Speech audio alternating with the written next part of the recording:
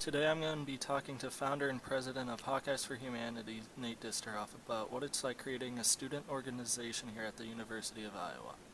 The idea of creating and being in charge of a student organization doesn't cross a lot of incoming freshman minds, so I asked Nate if, before arriving, did he plan on creating a student.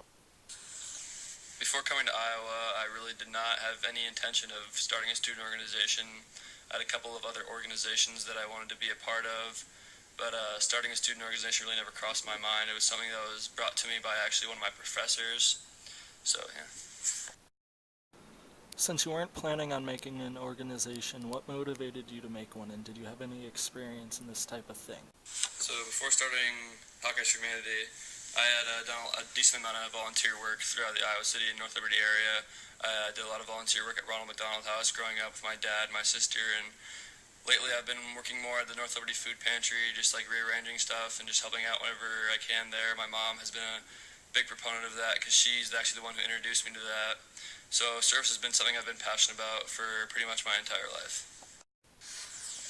So what really motivated me to create the student organization was actually one of my professors or advisors, if you will. I'm part of this thing called the President's Leadership Class, and I had approached him after I think it was Hurricane Harvey made landfall, and I was wondering if there's like any student organizations at Iowa that were specifically dedicated to like disaster relief in general and just around those parameters. And he had told me no, and I was kind of confused. Cause I'm like, how could we have a campus that was like 20,000 plus, and we had nothing designed to help relief efforts for disasters.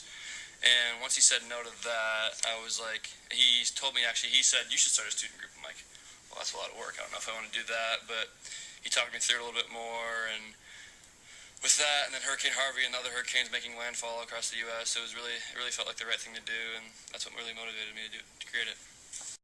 Next, I had Nate talk about the process one has to go through in order to form an organization.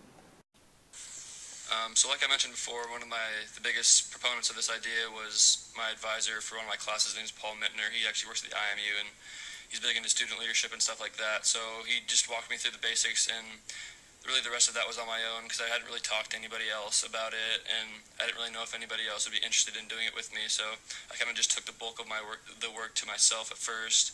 And that was really just based on you had to fill out a bunch of forms, like who you are, what you were doing, what your mission statement was, what did you want to like accomplish with your organization. And then you needed to have like 6 other members that you would want to do it with you. So I talked to a couple of my buddies, and that's how it really started off. It was just me and a couple of friends that wanted to make a small difference in the world. And one of the biggest, one of the toughest things to do, well, one of the toughest things throughout the process was actually writing the constitution for the organization. There's a lot of like mandatory things that you had to have in there, and it was I think around 5 or 6 pages in the end. So that wasn't too fun in writing. And then that's really all we needed to do for it. It was just a lot of paperwork and just having a decent amount of people with you to start it. With all the different components that go into forming something like this, it's not going to be easy. Since Nate's organization has been approved and going for a couple months, I wanted to know if it was more difficult than he expected and what he thought was the hardest or most frustrating.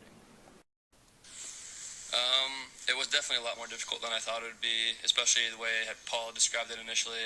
He just made it seem like it was really easy and it wouldn't take that long, but the whole process ended up taking around a month to complete because you had to, after you filled out all the forms, you had to meet with someone from the IMU and the head of student orgs and stuff like that, and they had to approve your constitution. They had approve if you had people with it, with you in it, and that it was a lot more difficult than I thought it'd be. In the end, I'm glad I did it, but it was a lot of paperwork and it did take a lot of time to do.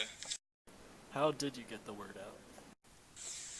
I'd say definitely one of the most difficult things or frustrating things about starting a student organization is getting the word out about who you are and what you're doing, and definitely getting members up is definitely difficult because you don't know, like being a freshman on campus, you know a couple guys that you knew from high school and they're all about it, but then after that it's difficult to just get the word out. That's probably definitely the most frustrating thing about trying to start a new student organization.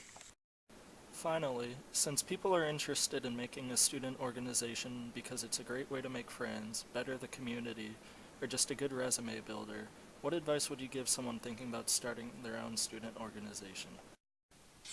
So I got the word out by, like I said before, just talking to a few of my buddies at first, and then that kind of spread because a lot of people from my high school ended up going to Iowa. So I didn't really like specifically approach a lot of people, just a couple that I knew like right off the bat who I was closer with. And after that, their friends heard about it, and then the other friends started hearing about it. So it really spread pretty quickly, which is really helpful. And then I'm also I'm in a business fraternity here at Iowa, and just talking to people at those meetings that I go to weekly, it garnered a lot of interest throughout the whole organization. So, and that really led to a boosted membership. So if anyone was interested in or is now interested in creating a student organization, I hope this was helpful in informing you on what that entails.